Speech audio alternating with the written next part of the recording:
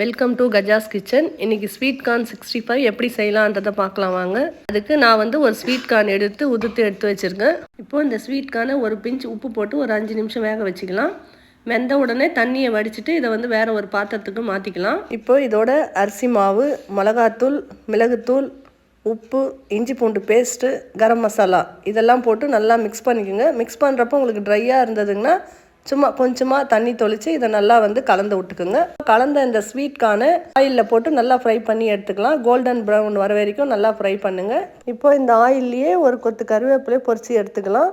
இப்போது இந்த ஸ்வீட் கார்னோட ஒரு வெங்காயத்தை பொடியாக கட் பண்ணி போட்டுக்கலாம். அதோட கொஞ்சம் உப்பு, கொஞ்சம் பெப்பர் போட்டு நம்ம பொரிச்ச கருவேப்பிலையும் போட்டு நல்லா கலந்து எடுத்துக்கலாங்க. அவ்வளோதாங்க, கிறிஸ்பியான ஸ்வீட் கார்ன் 65 ரெடி ஆகிடுச்சு. இந்த மாதிரி நீங்களும் செஞ்சு கொடுத்தீங்கன்னா குழந்தைங்கலேருந்து பெரியவங்க வரைக்கும் எல்லாரும் விரும்பி சாப்பிடுவாங்க. இந்த வீடியோ உங்களுக்கு பிடிச்சிருந்தா லைக் பண்ணுங்கள், ஷேர் பண்ணுங்கள், கமெண்ட் பண்ணுங்கள், மறக்காமல் சப்ஸ்கிரைப் பண்ணுங்கள். தேங்க்யூ.